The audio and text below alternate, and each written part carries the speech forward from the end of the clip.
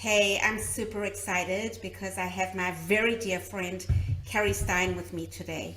And let me tell you, Carrie and I go back years, and she doesn't even know it. But when I was in one of my darkest times, this lady was there. She had my back and she pulled me out. She literally, like on a daily basis, I was able to just be around her light and her power. And it empowered me and it incentivized me to get out of my dark space.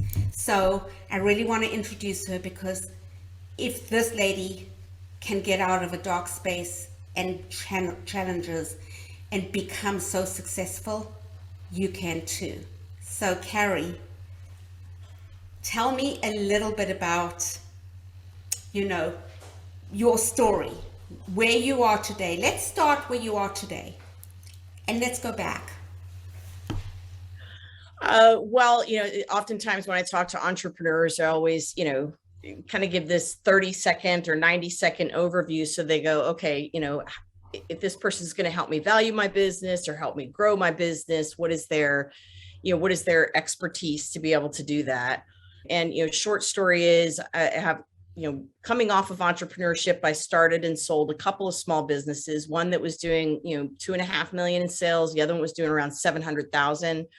And ran those for about 10 years and then successfully concepted, built standard operating procedures, sold, and both businesses are still in operation post-COVID, knock on wood, which I was really happy about. That's a testament to marketing strategy and having all those standard operating procedures in place prior to the entrepreneur journey. Well, yeah, I mean, and a lot of mentors and a lot of research and a lot of turning up earth, right?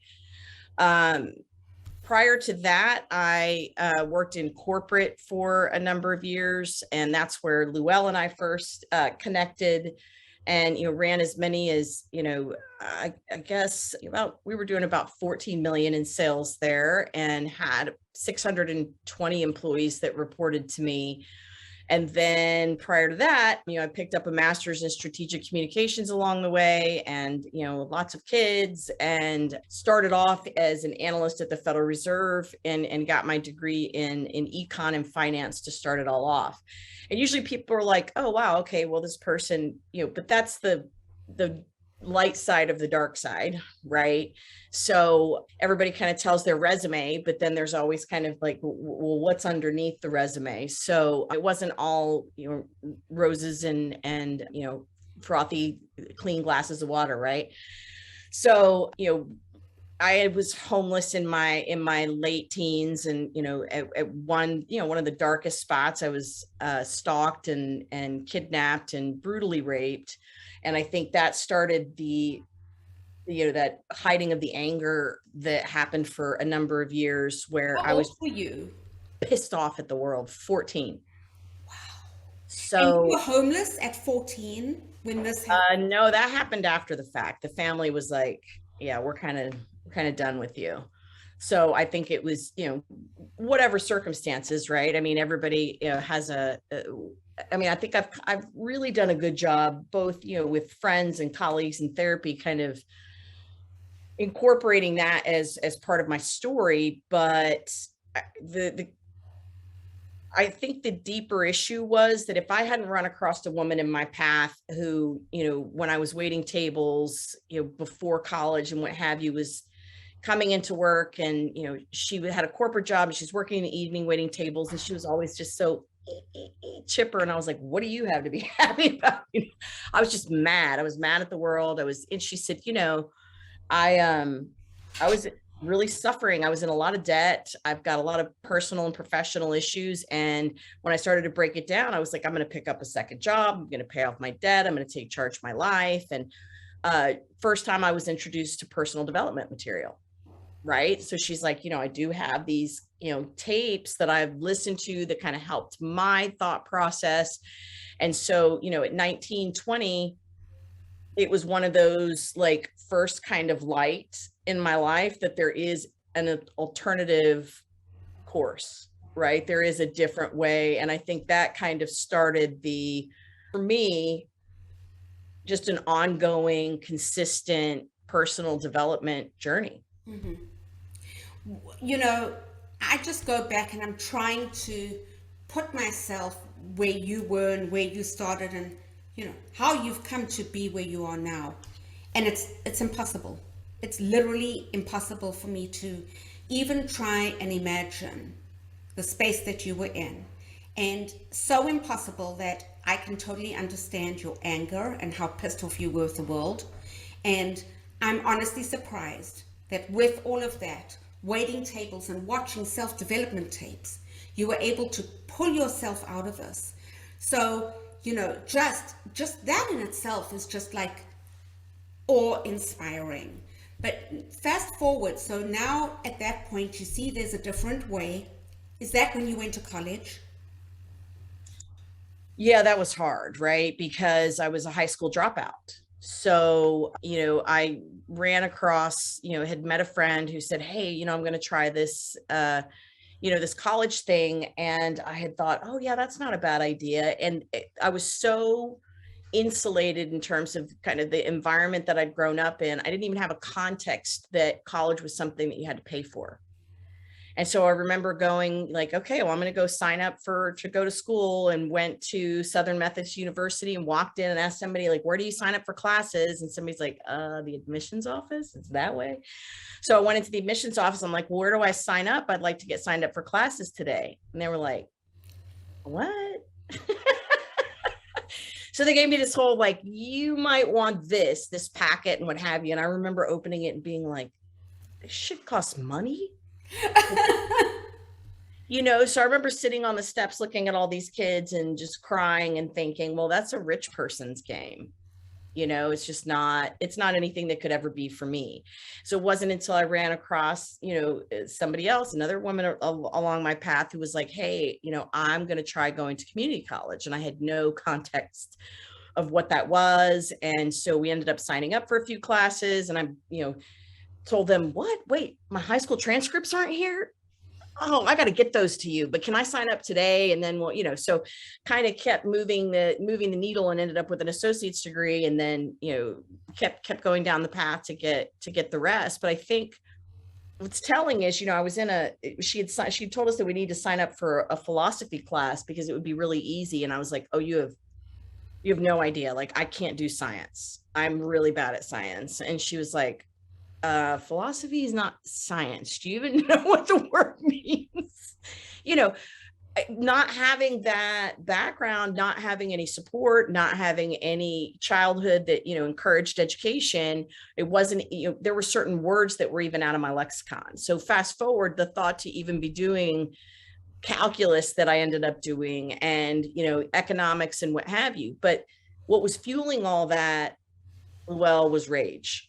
I was going to show everybody I was going to be successful, right? I was going to show everybody that I was worth it. And so eventually all of that, once you start achieving, it just, like, my sense of self fell apart, because I had attached my sense of self to, achievement and proving that I was lovable, because I was going to get a degree and I was going to make enough money and I was going to have these successes, and then everyone would be wrong. Right. I was worthwhile. So when that all crumbled, it was a whole second reinvention. Yeah, because I can imagine when, your whole life is fueled by anger, it's not for the right reasons. And so you're still in a really dark place, despite the fact that you now have the degree and you're, did you go to SMU in the end? No, I ended up going to UT Dallas. Okay, which is, UT is a premier school. And just to be able to do that, and I literally don't know how you, other than the fact that it sounds like you were seriously naive and uneducated, and you just kind of followed a yellow brick road and was like, okay, I'm going to ask where to sign up. Well, what is philosophy? Literally from just, well, the great part from an educational perspective is that you started on a blank slate. So you were a sponge. Apart from the fact that I happen to know Carrie. And can I just tell you, this woman is incredibly, brilliantly smart. So she's not going to give herself credit for it, but it's absolutely true. And she thinks big. Carrie just thinks big. but knows how to go down into the micro minutia to make things happen. So it takes all of these little micro minutia organizational methods being put into place to make something a success. And Carrie just is brilliant. She knows how to do that. And because of that, she's able to think so big. You know, I really think that's the case. So Carrie, you said lots of children. Tell me about how did that happen while you were still in college, or did that happen after college? How did that? Yeah, that, obviously I picked up an unsuccessful marriage along the way. And then, when that really fell apart, I had 2 children in that marriage and was a single mom. It was terrifying. And so, I now have since really built, it took, 12 years to build a relationship with my ex-husband, and then got remarried. And my now husband had 2 little girls that lost their mom to cancer. So I think anytime you see a blended family, which is the majority of families in America, they didn't come together from anything outside of trauma. Right. So that was its own journey in navigating everybody's pain and everybody's personalities. And I think I hadn't even matured my own pain at that point. It was just, I'm going to fix things, right? I'm going to fix, this, and I'm going to fix this for that person, because it was taking me away from doing that deeper work of acknowledging my own depressive symptoms, my own fears and anxieties and sense of worthlessness, without having, knowing what my next professional step was going to be. And so I loved what you'd said earlier about, I don't think you used the word mention, but it really, and I'll say the same thing to Luelle, and I know that you all have probably had somebody like that.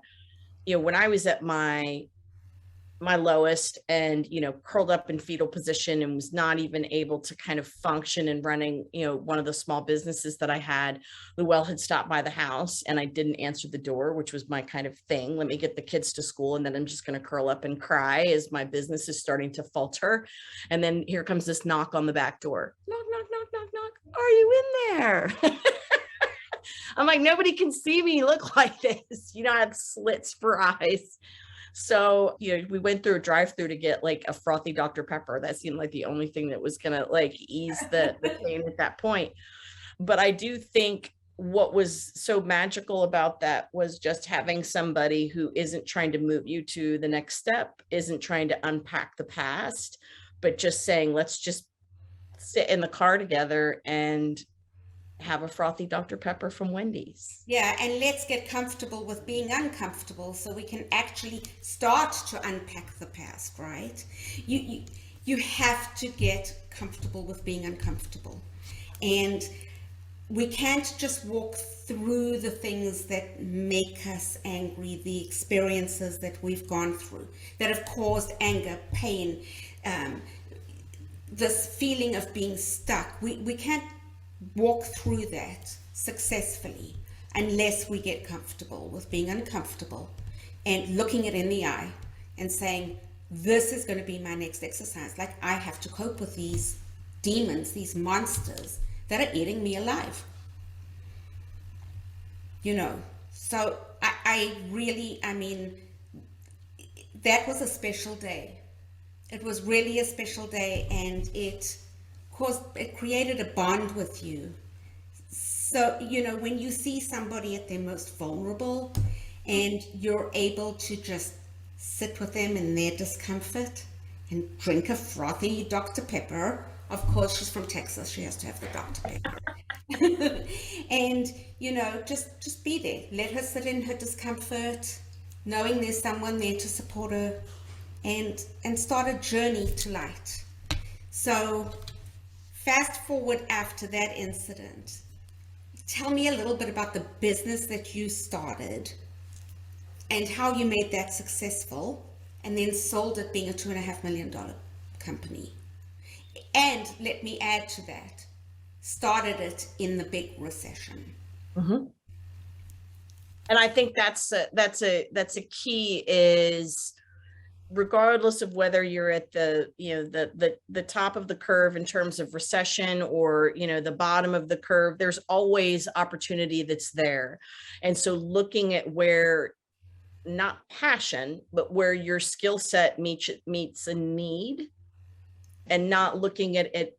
I think maybe that I'm a little bit, I know I'm going to probably rub some people the wrong way, but I'm not a believer in things happen for a reason. And so that, I think, has helped me along the way, because I don't think that child rape happens for a reason. I don't think that my rape happened for a reason. I don't think the Holocaust happened for a reason. No. I think that we are living our life and we run up against evil. And then how do we make meaning out of that so that we can move forward, is a very different thing than saying it happened for a reason. I do subscribe to Viktor Frankl's thought process on that, in terms of, he said, if there's meaning in leisure and appreciation of art and things of beauty, if there is meaning in work and creation and, putting in effort to build something, then there must also be meaning in suffering. And so I think that really helped, because when I've seen the thought process of, okay, if something bad happens, it's because it's happening for a reason, it's happening for me, not to me, then you get where you're not allowed to experience what happened to you, where you were victimized. And this culture of, oh, well, don't be a victim. Well, unless you were victimized. So in that case, it didn't happen to you for a reason. It happened to you and you suffered, and being able to sit with that and then say, okay, now I've got to mutate that into some sort of meaning, right? And I've got to figure out how to let go and trust and put one foot in front of the other. It's not to say that I'm not a believer in intuition. So I think that business intuition is something that we will eventually develop a math formula for, right? Not unlike, I was listening to a speaker saying, we used to think that the sun, we couldn't explain it. We thought it was raw going across the sky. Then we thought, there was all these different theories we had. And eventually we figured out, it's this, big ball of gases that are having, this interaction, and we now know what's happening. I do believe that that's either spirituality or intuitive sense that you get that. I've got to call Luell for some reason, and oh, crazy, we're in the same town, right? Or picking up the phone because you're like, I need to call this particular business lead today. This is the next best step for me, is something that you can really hone. And there is a lot of evidence and research that's going into what drives that intuition. And eventually I think that there'll be a math formula for it, not unlike quantum mechanics, right? Which is kind of crazy to everybody. So I think when you talk about building a business, I had written a business plan for a coffee shop, because that's what gave me peace. Was, my step grandfather used to say, in the midst of the turmoil, when we would be homeless and move back into his house, and then move into an apartment, and then my family would have to move back in with my grandparents, is I was just really struggling one Saturday morning, and he said, Carrie Lou, everything's okay over a great plate of eggs and a good cup of coffee on a Saturday morning. Don't problem solve, just know that that's where everything is at peace. So I think I just had this constantly in my head where I was writing. It was something I needed to create. I wanted to create this cafe. I wanted to create this environment. And little did I know when I would do that, whoa, 40 employees and a brunch and all the stress that was going to come along with that, running it as a single mom, would just create burnout. So it did come up out of the ashes, and it was something that I got to meet so many people in the community, and it was a journey, and it was successful, and I was able to sell it. And, I think that then you create the next finish line and the next finish line. So it's this ongoing development. You don't ever quite get there. And I think that was what was super super helpful for anybody who's, whether it's one person or, 100 people who are listening. It's like what it's about, not about the journey. That's not what I'm saying, where it's like, okay, that finish line, once you get there, it's okay that it moves. It's always moving. There is never an end to it until there's an end to us. I think that life, we just continue to evolve and to grow. And if we don't evolve and grow, we're going to curl up in a fetal position and lay on the couch and get stuck, So how many people do we know, especially women, who are perhaps at that midlife stage? The kids are coming to the end of high school, they're leaving to go to college, and they go, what now? Where do I go now? I don't know what to do with my life. But literally. You want some great data on that, Luelle? Yes, please. And anybody who's here's the great data on that. I was meeting with one of my mentors who has, been successful, fist over fist over fist, a billionaire. And when, I was really struggling with the coffee shop, and after I sold it, and he said, I'm so surprised that you sold it. I don't understand what was happening. And I thought you were going to expand and open a bunch. And I said, are you kidding me? I said, I had all of these stresses as an entrepreneur that I'd never had before. I was dealing with litigation issues. I was dealing with, compliance issue. There was all of these pieces that were just so stressful. And he's like, then why didn't you reach out and talk to me about it? And I was like, because I was depressed and I got fat and I was embarrassed. He's like, oh. It was, it was what it was, right? Like, I want to reach out to somebody who's ragingly successful and be like, hey, can I talk to you about my failure? And he's like, well, that was dumb. And he's like, I've been through 6 downturns. I've been through how many, frivolous litigation and you're only seeing the light, not seeing the dark. And I'm, rephrasing what it is that he said, but it was really true. But we got into this argument about, because I, my background is a data analyst, where we were talking about startups and entrepreneurs. And he was saying, well, we do most of our investing in people in their, 20s, and because they don't know what they don't know. And so they're willing to take risk. And I was like, well, that's not what the data shows. The data shows that the most successful businesses are started by people in midlife. And so, I'm happy to share that data with everybody. But in essence, because we have the ability to be what I call, risk tolerant without being risk loving. Right. So it's more about calculated risks. So I do think that, when you have enough experience to say, okay, if you can get yourself to focus and not allow those distractions to come in, and say, I'm going to focus on this. And if it fails or if it succeeds, I'm going to pay attention to the data. And if it fails, I'm going to move to something else, or I'm going to get the advice or the coaching or learn that next skill that I need to learn to make it succeed. So I would say, if you're in midlife, your creation is, first of all, you're at that you that they talk about. It doesn't matter what society you're in. If you're in first world or third world, your lowest point is going to be in, your late 40s to early 50s, just emotionally. That's part of the journey. So that is like the Phoenix rising, right? That's where the creation comes, the journaling, okay, I'm going to write 1,000 ideas and then have to narrow it down. And whether that's an entrepreneur, or maybe I need to be an intrapreneur. Maybe it's time for me to go inside of an organization for a while and take a role that I'm just going to learn a skill. I don't care about title. I don't care about anything else. I'm just going to go learn how to code, or I'm going to learn how to draw. I'm going to learn how to create. Whatever that is, it's just taking that next step without having attachment to title or, making $1 million or what have you. It's about gaining a skill and then gaining another skill and then another skill. Well, when you're pivoting into a whole different career and trying to find what that one thing is that's going to fit into your mold, very often we don't have the right skills to do it. And it's out there and it excites us. But yeah, we got to learn somewhere. So, yeah. So where are you at now?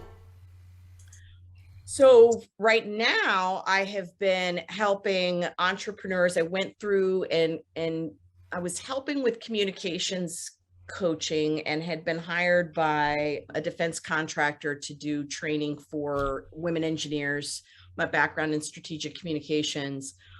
And when I was working on that, there was like this gap.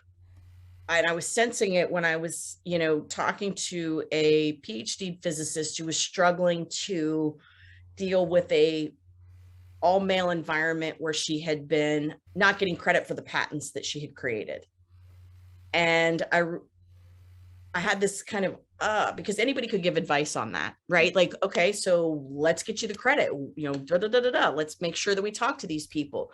But the bigger question was, what is it that was preventing her from promoting herself? And I knew there was this gap in training to what we're talking about. So I went through executive coaching program, part of a 2-year master's for organizational development, to really hone in on that skill of coaching. And it was invaluable because I started realizing, okay, what's that thing beneath the thing that's preventing that next step? And so now I work with entrepreneurs, not only help doing business valuations to be like, where are you? Where do you want to go?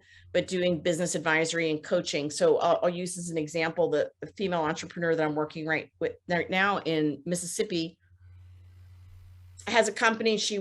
We'd done the valuation. She was going to sell. She was ready to sell this business. And then everything stopped right before the close. And it was like, okay, what happened? And, business brokerage says, well, let's have her talk to Carrie. Right. So and within 30 minutes being able, okay, so I understand you're a successful entrepreneur. Everything's great, et cetera, et cetera. What's underneath that? So what is that part that, putting that confidentiality hat on that you want to be able, what's preventing us from taking that next step? Well, I had this IRS debt that showed up. I've got these 2 loans. I've got this other business. If I were to sell, it would basically just wipe those out and I'd have to start all over again.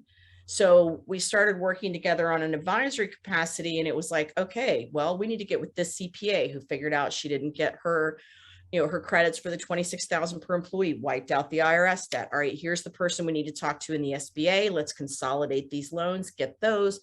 Let's contact somebody within, government contracting that's an expert in that area to increase your top line to bring in these government contracts. It was like 6 weeks later, we were back up above it, right? Testament to having a coach right there. Well, I mean, I have them, right? So it's one of those where everybody's bright and brilliant in their own way. And so, but having somebody walk alongside you to ask those questions. There was another entrepreneur that I did a business valuation on. And when we were done, he's like, I don't want to do this business. Right. I mean, because it was like, it took us several times to kind of talk through what it was, but he's like, I don't like being an entrepreneur. I don't like the pressure. I don't like having 8 employees dependent on me. So our business advisory shifted from how to stretch, grow, sell this to, he didn't even want to sell it. He was like, I don't think it's sellable. I want to just ramp it down. So then it became, how do we do outplacement for his employees to make sure they're taken care of? How do we figure out what his next steps were, which is he wants to be an entrepreneur, right? He's going to go, that a background as an engineer and wanted to go in and say, okay, I want to go in and do IT consulting. So complete pivot, right? But scary as a new dad, as somebody who hadn't had the ability to say, I jumped on top of this tiger. I don't want to be on this tiger, right? Like, I'm done. So I think, to your point, Luelle, is, having that confidential, safe space, to have somebody ask you difficult questions, right? Which is, okay, so let's get underneath, as they say in coaching, the thing beneath the thing, right? It's okay to say, I went this far and now I don't want to be here anymore. Yeah, it is okay. It's part of life and pivoting and growing and, finding where you're going to be the most happy, because as I always say, YOLO, you only live once. And I like that you use the word happy, because I think that's been one of the key pieces that and I'm trying to remember the author who wrote about it. Everybody probably is familiar, but which was really a game changer for me because happiness was so elusive, is he said, the most important question that you should be asking yourself is not what will make you happy, but what you're willing to suffer. And I thought, oh, because I'm very good at suffering. I'm a good sufferer. I've become so good at it, right? So I was like, I can relate to that. But he said, if you think about if you want to be in an intimate relationship, you're going to suffer awkward silences and conflict and choosing one person and then questioning, was this the right person, right? If you're going to be an entrepreneur, are you willing to deal with the anxiety of being waken up in the middle of the night that you've got employees and you might not be able to make payroll? If you're going to have children, what sacrifices are you willing to make? What are you willing to suffer in that way? And he uses as an example that when he was in college, he wanted to be a rock star. And then he said, I just had the fantastical vision of standing on the stage part and people being like, you're amazing, right? He's like, but when it came down to it, I mean, the carrying of equipment, to an empty bar that only had 3 people and all the marketing that they were like, well, hey, who are you going to bring to our bar? Where you're going out handing out flyers, begging people to show up for your show. He's like, I wasn't in for that. He's like, that was not, I decided that was not for me. It's like, so I wanted the rock star stuff. I just didn't want the suffering that it takes to become a rock star. So when you start looking at what are those steps to that whole concept of putting together a vision board, right? There's research now that shows don't put the end game on your vision board. Put yourself doing the tasks that you would need to do in order to get to what that vision is, because that's what the day in and day out entails. Absolutely. And there isn't a successful entrepreneur that hasn't gone through the struggles, the pain, the disappointments, the anger, mostly to themselves along the way to get to where they want to be. There's a lot of hills and valleys, and it's tough. It's a tough road. And it takes a lot of drive to get there. But if you're not in the right thing, the drive is going to go away. I think sometimes it goes away anyway. I've met people who have the ability. Yeah, I burnt out, but I also think depending on your personality type, there's people who have the ability to just, one of my kids is like that. And, my oldest daughter, regardless of what's going on with her personally and professionally, she'll say, I really had a hard time getting out of bed. I'm so sad, et cetera, et cetera. And then, you're hearing, oh, well, I busted the curve again at an Ivy League university that I'm paying my way through. I'm like, what? Because she's able to just follow the path. And for me, I used to beat myself up. Like when I get really low, I can't function. I'm not one of those people that has the ability to just keep getting my tasks done. And I used to think, what's wrong with me? Instead of just being like, that's me. I have really, really on days where people are like, whoa, you're so productive. You know what I'm saying? And then other days where I'm just, that's me. Yeah, it's tough fighting those moods that swing. Very, very tough. Wow. Yeah, and your older daughter is, honestly, she's badass.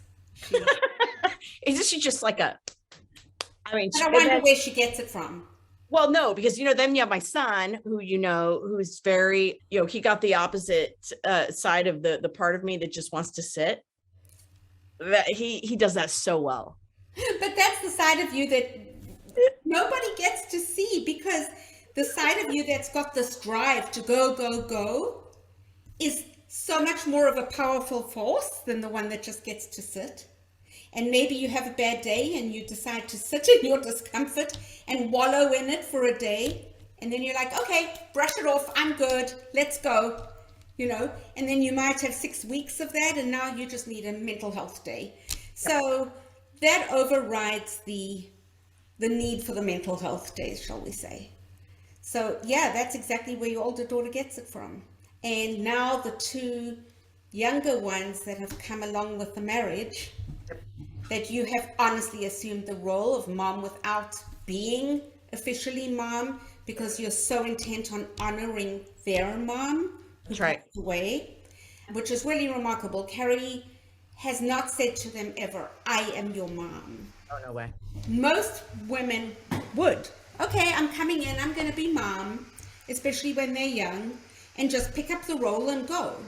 Well, Carrie 100% picked up the role, but is so intent on honoring who their mom was, and the fact that she passed away was not her choice, and she loved those girls immensely, and everything that she's doing to mother these girls and raise them is done with utmost respect to their mom. And this is just all a part of who you are as a person. You know, having the hardships that you had and being pissed off like you were, but still having so much empathy and sympathy and understanding of other people's worlds. Now, a lot of people who've suffered can understand somebody else's suffering, but it's very different, very, very different when you're able to take yourself out of your world and from a totally different perspective look at that world and respect it 100% and empathize with it, which is what you've done with their mom. But you're raising those two girls to be badass like your daughter. And because of your tutelage, because you're badass, it's going to happen. Well, I think, I think for those stepmoms who are out there, it's doesn't come from a place of empathy, and it doesn't come from a place of, and I am an empath, but you know, I've built up a lot of resentment around the volume of tasks that it takes to raise kids, and you know, people saying, oh, at a future point, you know, kids will appreciate, or future point this, or, and I had to get away from future tripping and be like, okay, what do I need to do today in spite of my frustration, my resentment, my too many tasks, et cetera, to just do the right thing. I'm going to do the right thing. And I have to literally, I have a calendar. This is how much, Luell, I have to make myself do it so that nobody thinks that I am no saint. I still struggle with anger. So every day on my calendar, I have a little reminder that I wake up to. I don't know if you can see it. Oh, is my screen blurry? It says, make each person's day better. And sometimes I'm like, oh God. So, but you're going to stick to that commitment. I'm going to do it because I put it on my calendar, and I'm like, you know what? So that way I can get away from the emotion of it. I'm not going, and that doesn't mean do it when you slam down a coffee cup or you make somebody breakfast or what have you. But I'm like, okay, so each person that I look at that wakes up in the house, it's like, okay, I look at that person and how can I be of service? How can I make that person's day better in a very small way that I'm not going to build up resentment for? You know, and there's the pearl right there. Regardless of how bad your day might be going, and regardless of the fact that you put it in your calendar, you are now going to stick to that, and you're going to meet that commitment, and you're going to do it with a full heart, and you're going to leave your baggage outside. And that way I don't punch teenagers in the throat.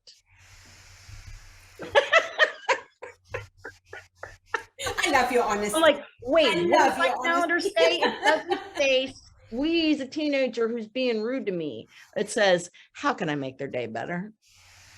Oh, so generous. Genuinely so generous. Because you know, along the way, it's like the dad you fell in love with and married, and you know, it's not just the dad that you get in this equation. So, you know, that's just another thing for everybody to realize, that you can have full lives in a second marriage with additional kids. It takes work. It takes conscious effort and intent and purpose. So in business, the other thing that you're supposed to do, whether it's I don't know what I'm supposed to do or I do know what I'm supposed to do, I think in terms of calendaring is Mhm. like this. If I don't know what to do, then my next best step is to connect with someone that is interesting to me.